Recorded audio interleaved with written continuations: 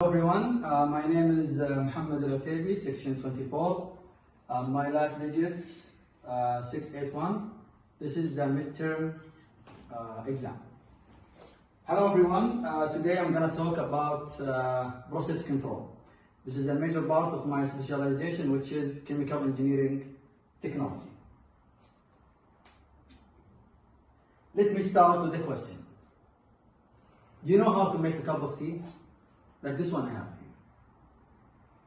Actually, it's simple.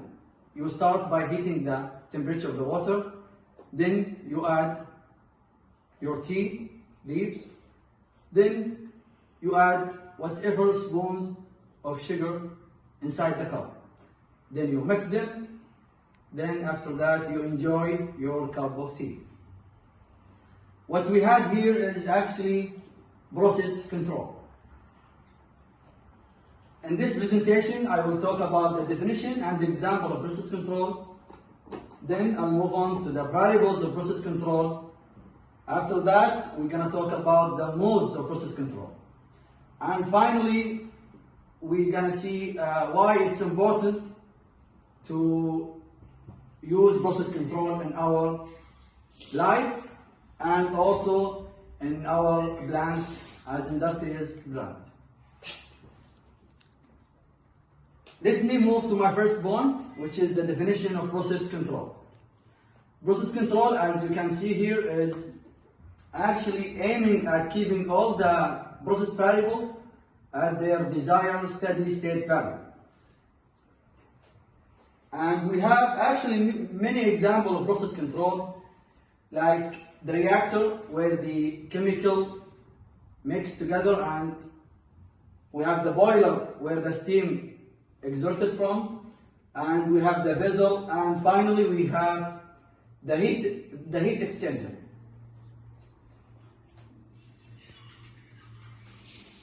You may wonder what is the process variables.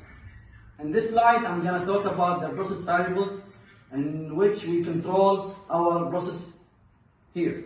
We have actually many process variables, but we focus on like 5 or 4 main variables, such as the temperature, the liquid level, the concentration, the pressure, and finally the flow rate, which is the most important one. Let me go back to our lovely example, which is the cup of tea. We control the temperature of the water. We raise the temperature of the water to a certain point that we can drink. Then we add the sugar.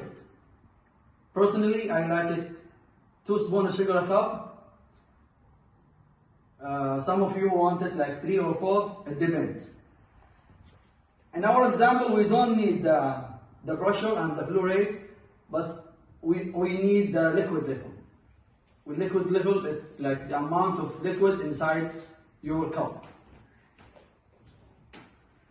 Having discussing the process variables, let me move to the modes of process control. We have only main 2 modes, which are the automatic and the manual mode. Manual mode, like I discussed in the beginning, you basically raise the temperature of the water, then you add a spoon of sugar or 2, then you mix them together, then after doing that, you have your own cup of tea. Automatic, on the other hand, basically, when you go to a tea machine, you just put your money inside, then you ask which size of cup of tea you want, you press it, and then you let the machine does all the rest for you. Having discussing the modes of process control, let me move to the why we use process control. What are the incentives? We have 5 main incentives of process control, or you may call it importance. The first and foremost, which is the important one here on our list, is the safety. The safety of the machine and the safety of the operator using the machine. So Basically, by controlling our process, we ensure the safety of the machine and the workers working around it, and we have also the product quality. What do we mean by that? How good is our cup of tea? If I add like 10 spoons of sugar inside this cup, you won't be able to drink it. This is called poor quality. And we can see also the proper operating condition, the environmental standard, and finally the economics.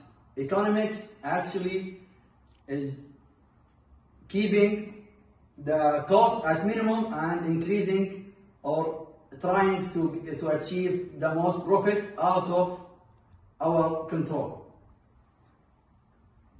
In this presentation, we discussed the definition and the example of process control.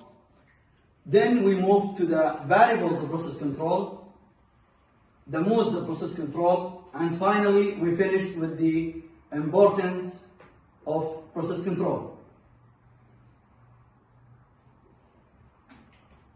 I hope now you can enjoy your cup of tea after knowing all the process control, and thank you for listening.